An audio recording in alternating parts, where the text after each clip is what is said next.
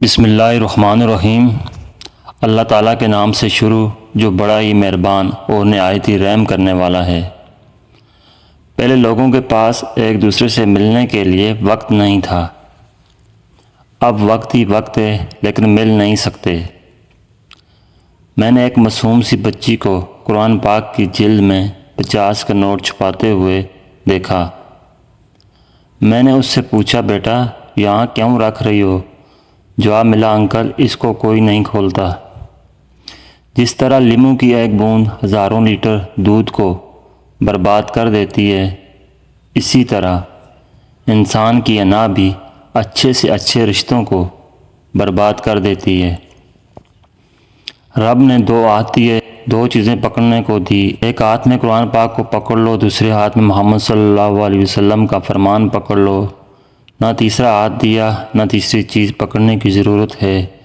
ایک ان پڑھ لیکن با پردہ اور با حیا عورت، جس کے پاس ڈگری تو ہے لیکن پردہ اور حیا نہیں۔ گھر کبھی تنگ نہیں ہوتے، دل تنگ ہو جاتے ہیں۔ ایک ہی گھر میں رہتے ہوئے لوگ اجنبیوں کی طرح رہتے ہیں۔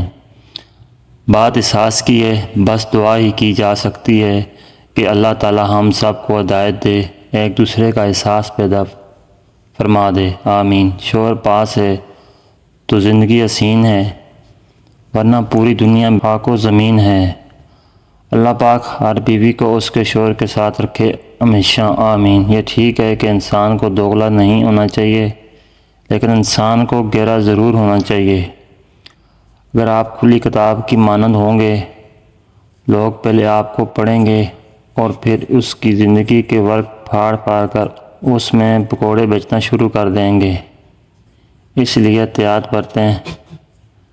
لڑکی ہوئی تو مٹھائی بھی نہیں بانٹی کسی نے، اور دنیا بھر میں بہو ہیرے جیسی ڈھونڈتے پھرتے ہیں۔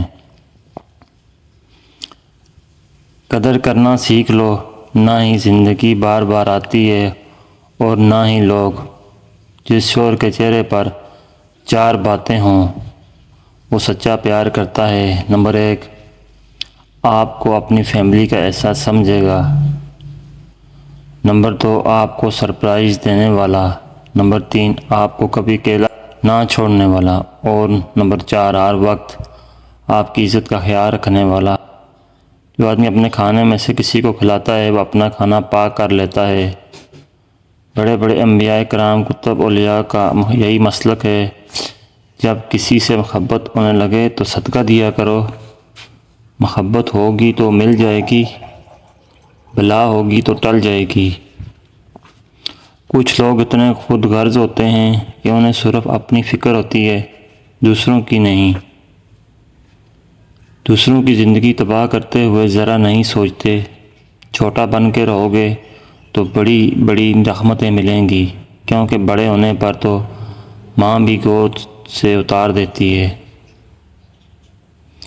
اپنی طرف آنے والی تکلیفوں کو اپنی غلطیوں اور گناہوں کی سزا مت سمجھیں۔